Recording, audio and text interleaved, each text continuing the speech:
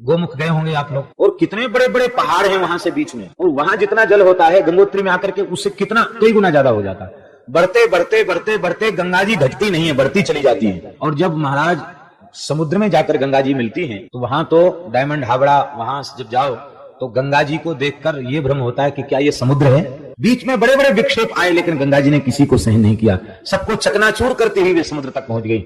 ऐसे ही हमारी भक्ति प्रकट भई है, अब वो बढ़ते बढ़ते बढ़ते बढ़ते विराट हो जाए, भक्ति का सागर बन जाए, और बीच में प्रतिबंधक रूपी बड़े से बड़े पहाड़ आवे, उनको भी चकनाचूर करके हम आगे बढ़ जाएं। दृढ़ भक्ति जो है, निष्काम प्रेम को ही दृढ़ भक्ति कहा गया, रसरूपा प्रेम लक्षणा भक्ति को ही दृढ़ भक्ति कहा गया।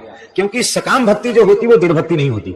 जब तक कामना पूरी नहीं भई है तब तक तो उस भक्ति में दृढ़ता रहेगी, और कामना के पूर्ण होते ही भक्ति में दृढ़ता नहीं रहेगी। किंतु जो निष्काम सहजरति है उसकी दृढ़ता कभी घटती नहीं है, उसकी दृढ़ता कभी कम नहीं होती।